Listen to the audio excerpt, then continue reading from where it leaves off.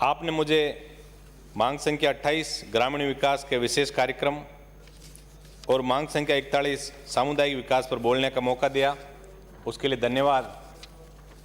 ग्रामीण विकास का अर्थ लोगों का आर्थिक सुधार और बड़ा सामाजिक बदलाव दोनों ही है।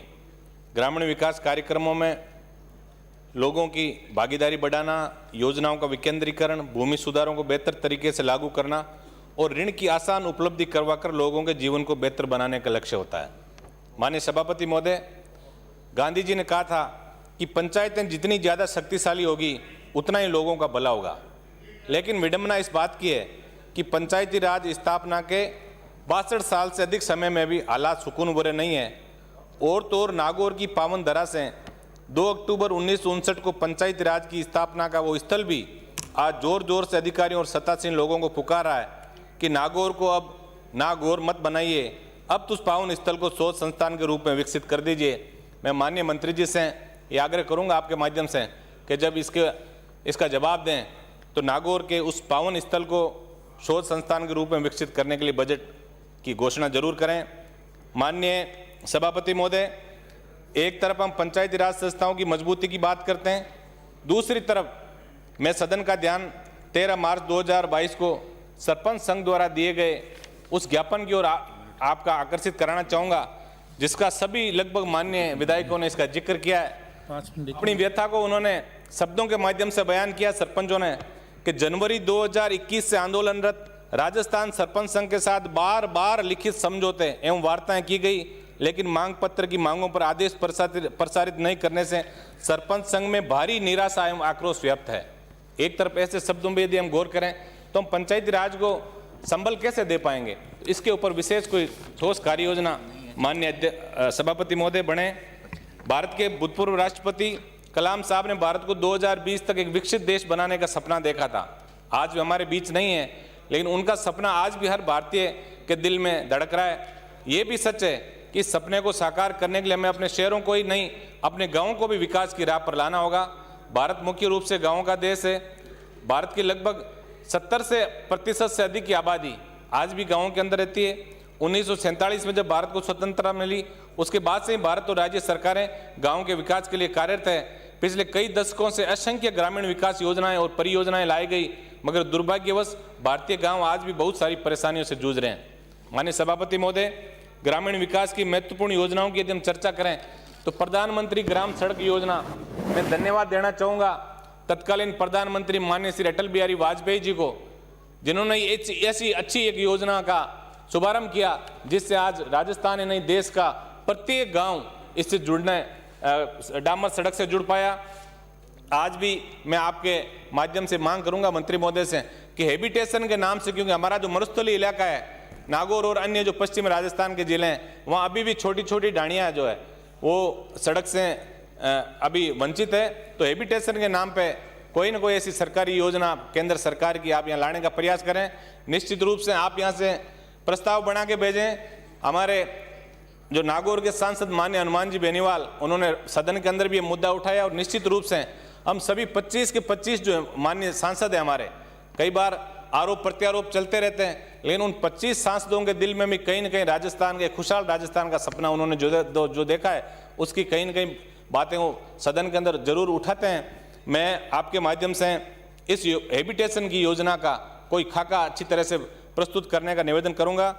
मनरेगा की बात यदि हम करें, निश्चित रूप से बहुत अच्छी एक स्कीम इस देश की रही, जिसमें प्रत्येक व्यक्ति को गारंटी शुदा रोजगार की बात, जिन्होंने भी ये सपना अपने दिल में देखा, मैं निश्चित रूप से उनकी तारीफ भी करूंगा। लेकिन इसके अंदर कई रद्दोबदल अब समय के साथ हमें उसको रिव्यू करना है। इसके अंदर एक तो इसे कृषि से जोड़ना, जैसा अधिकतर मान्य सदस्यों ने कहा था। इसके अलावा सादुलपुर से आने वाली मान्य विधायिका ने जो ये बात कही कि एक व्यक्ति जो जॉब कार्डधारी है, उसकी जमीन यदि दूसरे गांव में आ जाती है तो वो निश्चित रूप से उसका लाभ नहीं ले पाता। तो ऐसा कोई ना कोई इसके अंदर रिव्यू करके और नया प्रपोजल आप भेजें।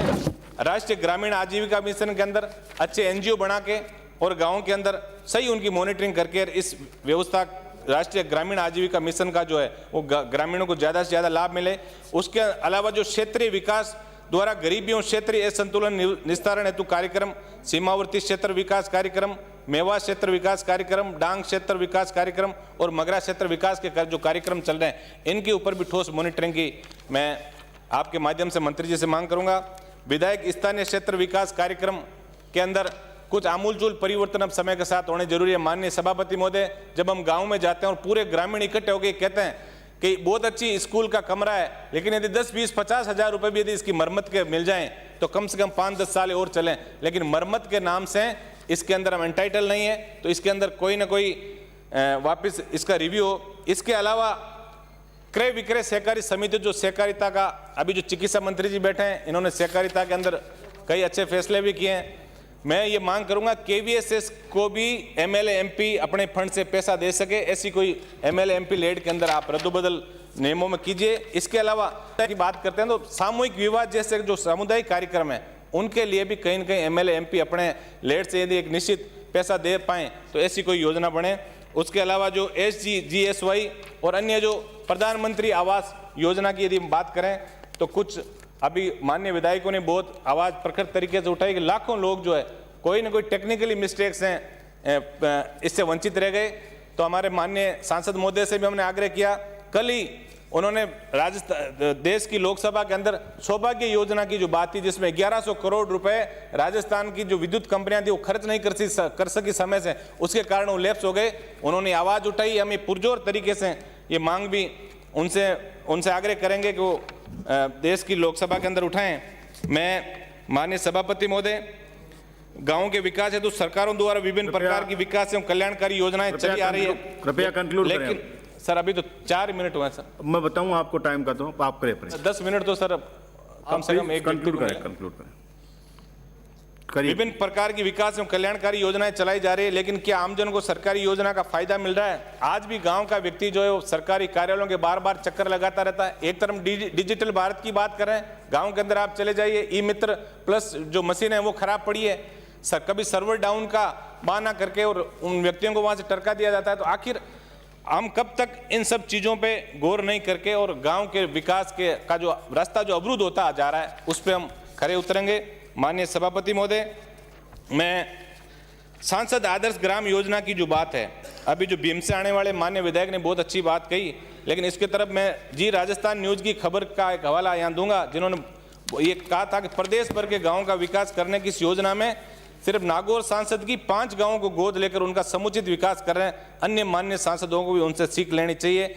मैं आपके माध्यम से ये मांग करूंगा कि जो सांसद आदर्श ग्राम योजना में कहीं न कहीं राजस्थान सरकार की भी योजना हो कि उनके लिए कोई विशेष बजट अलग से जारी किया जाए, तो निश्चित रूप से हम इसके ऊपर खरे उतरेंगे। एक BSR जो पंचायती राज की है उसको PWD की BSR के अनुरूप किया जाए और टेंडरिंग प्रक्रिया पे कोई न कोई ठोस कार्य योजना बने, वरना इससे गाँव का विकास अवरुद्ध हुआ है। पंचायतों के जो काम है, कई बार डिवीजन ऑफ वर्क जो है पंचायतों के काम पंचायत समितियां करती आई है। अभी एक मेरे तारांकित प्रश्न के जवाब के अंदर माननीय मंत्री जी ने सारी बात कही कि पंचायत समिति ने किस तरह सिंगल फेस ट्यूबवेलों के अंदर 78 लाख रुपए का भारी अनियमितता की, उसके ऊपर 3 अधिकारियों को सस्पेंड किया गया। मैं तो माननीय मंत्री जी से ये भी निवेदन करूंगा कि उस प्रकरण की पूरी जांच राज्य स्तर की कोई कमेटी जाके करे, तो निश्चित रूप से गाँव के विकास की जो हम एक कल्पना जो हमारे सबके दिल में है, उस कल्पना पर हम कहीं ना कहीं सपना हमारा साकार हो। मैं सामुदायिक विकास की यदि हम बात करें, माननीय सभापति महोदय, निश्चित रूप से यहाँ पक्ष और विपक्ष दोनों बैठे हैं, लेकिन हम सबका एक ही ध्येय, राजस्थान का प्रत्येक गांव और गांव में रहने वाले व्यक्ति की दशा और दिशा कैसे तय हो। आज अधिकतर जो माननीय सदस्यों ने जो विकास पथ की बात कही, मैं भी आपसे आपके माध्यम से मंत्री जी से ये मांग करूंगा कि विकास पथ की कड़ी जो रुक गई, जिसके कारण गाँव के अंदर स्वच्छता के अभियान ठंडे बस्ते में चले गए, इन सब बातों के ऊपर कोई न कोई ठोस कार्य योजना बना के, और हमारा प्रयास रहे कि गांव का व्यक्ति भी है वो शहरी कल्चर की तरफ जो जिसका शहरीकरण हो रहा है उसको भी शहर की तरह सुविधाएं कैसे मिले, कैसे उसको 24 घंटे लाइट मिले, पानी की सुविधा हो, शिक्षा की सुविधा हो, चिकित्सा की सुविधा हो, इन सब बातों के लिए कोई ठोस कार्य योजना बना के आप यदि गाँव का विकास करेंगे तो निश्चित रूप से एक अच्छा जनता के अंदर मैसेज जाएगा। आपने मुझे बोलने का मौका दिया, धन्यवाद।